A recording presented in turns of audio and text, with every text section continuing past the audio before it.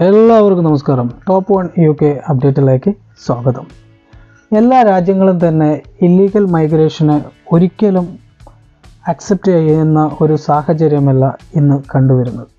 അതിന് ഏറ്റവും വലിയ എക്സാമ്പിളാണ് ഇന്ന് അമേരിക്കയിലും UK-യിലും ജർമ്മനിയും പോലുള്ള രാജ്യങ്ങളിൽ നിന്ന് ഈ കുടിയേറ്റക്കാരെ അവരവരുടെ നാട്ടിലേക്ക് തിരിച്ചയക്കുന്ന സാഹചര്യം കാണുന്നത്.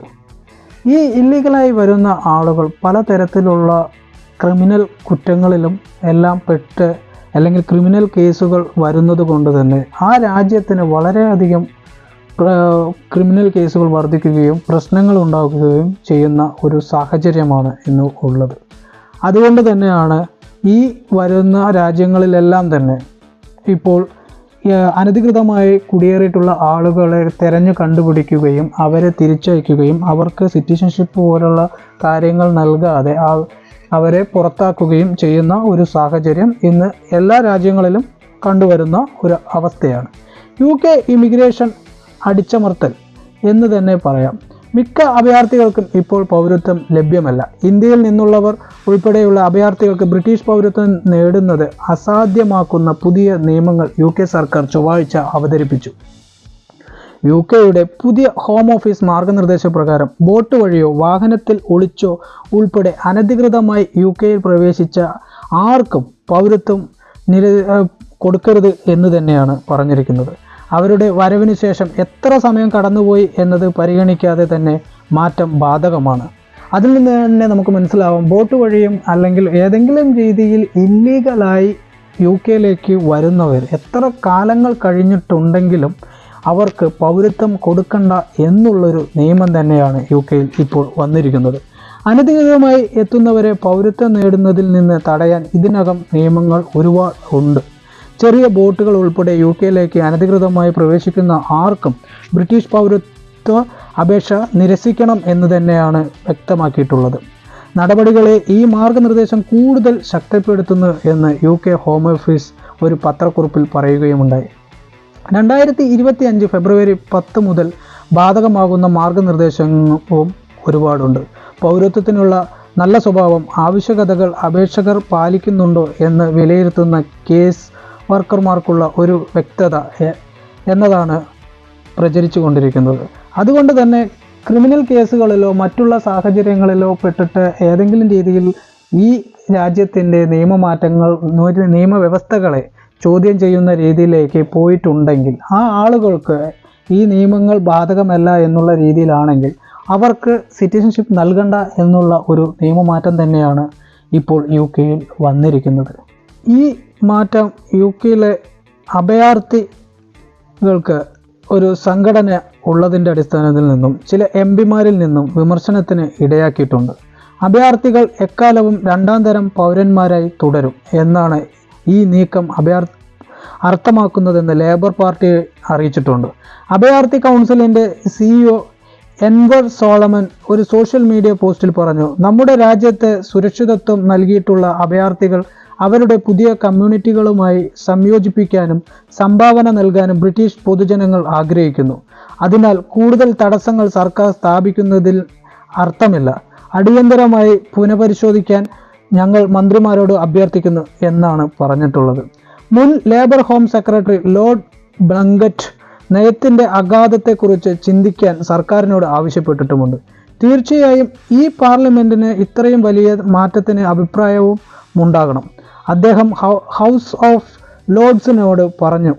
ജനിച്ച രാജ്യം അവരുടെ ദേശീയത പുതുക്കാനോ നിലനിർത്താനോ വിസമ്മതിച്ചാൽ കുട്ടികൾക്കുള്ള പ്രത്യാഘാതങ്ങളെക്കുറിച്ചും രാജ്യമില്ലായ്മയുടെ അപകട സാധ്യതകളെക്കുറിച്ചും അദ്ദേഹം മുന്നറിയിപ്പ് നൽകിയിട്ടുമുണ്ട്. ആശങ്കകളോടെ പ്രതികരിച്ചുകൊണ്ട് ഹോം ഓഫീസ് മന്ത്രി ലോർഡ് ഹാൻസൺ ഓഫ് ഫ്ലിൻഡൻ പറഞ്ഞത് ഇങ്ങനെയാണ്: നിലവിലുള്ള നിയമനിർമ്മാണത്തിന് കീഴിൽ കുട്ടികളെ അനുകമ്പയോടെ പരിഗണിക്കും.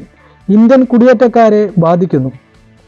ക്രമരഹിതമായി മാർഗങ്ങളിലൂടെ UK-യിലേക്ക് കടക്കാൻ ശ്രമിക്കുന്ന ഇന്ത്യൻ പൗരന്മാരുടെ എണ്ണം അടുത്ത കാലത്തായി വർദ്ധിച്ചു വരികയാണ്. 2023 ഏകദേശം 1194 ഇന്ത്യക്കാർ ചെറിയ ബോട്ടുകളിൽ ഇംഗ്ലീഷ് ചാനൽ കടക്കുന്നതായി കണ്ടെത്തിയിട്ടുണ്ട്. ഇത് അങ്ങനെ വന്നവരിൽ 4.1% മാത്രമാണ്. ചില കുടിയേറ്റക്കാർ കഴുത വിമാനങ്ങൾ എന്നറിയപ്പെടുന്ന ഒരു രീതി ഉപയോഗിക്കുന്നു. അവിടെ അവർ മറ്റ് യൂറോപ്യൻ രാജ്യങ്ങൾ വഴി UK പ്രവേശിക്കാൻ ശ്രമിക്കുന്നതിന് മുമ്പ് ഒരു ടൂറിസ്റ്റ് വിസയിൽ ഒരു ഷെൻജൻ സോൺ രാജ്യത്തേക്ക് യാത്ര ചെയ്യുന്നു. മറ്റുള്ളവ ലോറികളിലും വാനുകളിലും ഒളിപ്പിച്ച നിലയിൽ കണ്ടെത്തിയിട്ടുമുണ്ട്. അടുത്തിടെ നടന്ന ഒരു കേസിൽ ഒരു വാനിൽ ടയറുകളുടെ കൂമ്പാരത്തിനിടയിൽ ഒളിച്ച് 4 ഇന്ത്യക്കാരെ കടത്താൻ ശ്രമിച്ച ഒരു കേസ് ഇപ്പോൾ നിലവിൽ കണ്ടിട്ടുണ്ട്. നിയമവിരുദ്ധമായ ജോലികൾക്കെതിരെ UK ഹോം ഓഫീസ് എൻഫോഴ്സ്മെന്റ് നടപടികൾ ശക്തമാക്കിയിട്ടുമുണ്ട്. റെസ്റ്റോറൻറ്റുകൾ, കാർ വാഷുകൾ, നെയിൽ ബാറുകൾ എന്നിവ ഉൾപ്പെടെ UK-യിലുടനീളമുള്ള 828 സ്ഥാപനങ്ങളിൽ ഇമിഗ്രേഷൻ എൻഫോഴ്സ്മെന്റ് ടീം റെയ്ഡ് നടത്തി. 2025 ജനുവരിയിൽ 609 അറസ്റ്റുകളാണ് കൈവരിച്ചിരിക്കുന്നത്. എന്നാൽ താഴ്ന്ന വിദ്യാഭ്യാസ നിലവാരം അല്ലെങ്കിൽ ഭാഷാ തടസ്സം തുടങ്ങിയ ഘടകങ്ങൾ കാരണം പലപ്പോഴും നിയമപരമായ മൈഗ്രേഷൻ റൂട്ടുകൾ ലഭ്യമല്ലെന്നും US ആസ്ഥാനമായുള്ള തിങ്ക് ടാങ്കായ നിസ്കാനൻ സെൻട്രൽ വിദഗ്ധർ പറയുന്നുമുണ്ട്.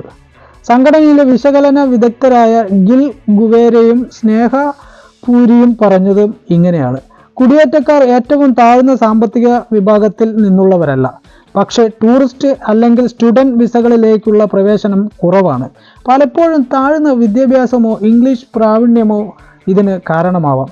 പല കുടിയേറ്റക്കാരും തങ്ങളുടെ യാത്രകൾ സുഗമമാക്കുന്നതിന് 79,000 പൗണ്ട് (80 ലക്ഷം രൂപ) വരെ ഏജൻസികൾക്ക് നൽകുന്നുണ്ട് എന്നാണ് അറിയാൻ കഴിയുന്നത്.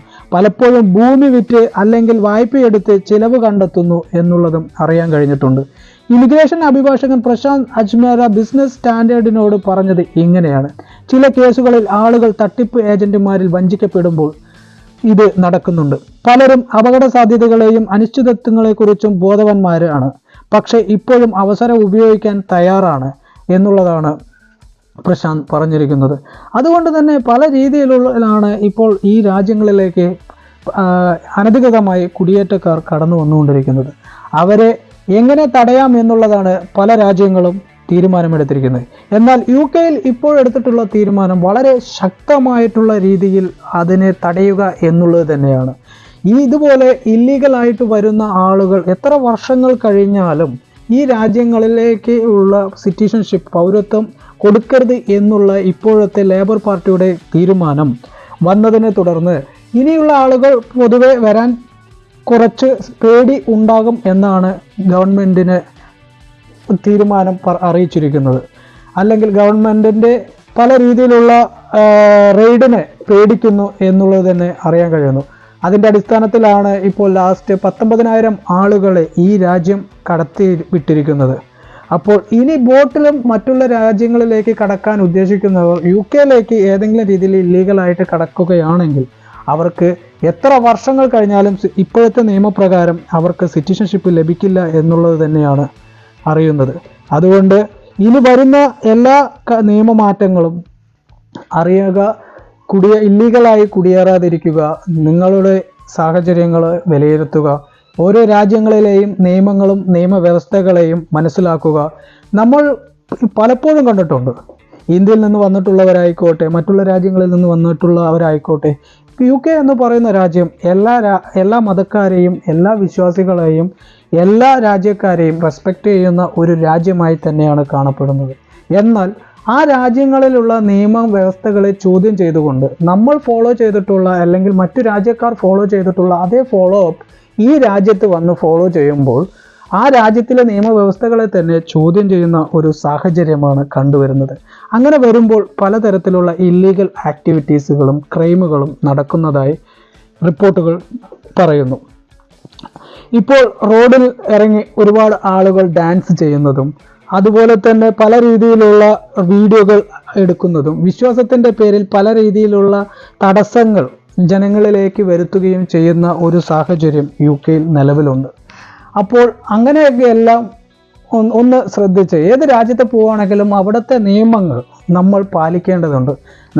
അവർ നമുക്ക് തരുന്ന നമ്മുടെ പൗരത്വമായിക്കോട്ടെ, നമ്മുടെ ഹ്യൂമൻ റൈറ്റ്സ് ആയിക്കോട്ടെ, അത് അവർ റെസ്പെക്റ്റ് ചെയ്തുകൊണ്ട് അല്ലെങ്കിൽ ആ രാജ്യത്തെ നിയമങ്ങൾ റെസ്പെക്റ്റ് ചെയ്തുകൊണ്ട് നമുക്ക് തരുന്നതാണ്.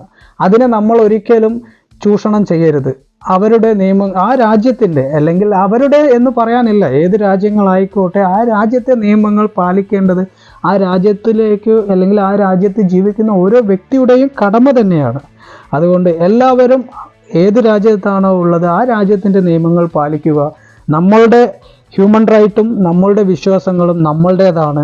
ആ രാജ്യത്തെ നിയമങ്ങൾ മാത്രമാണ്.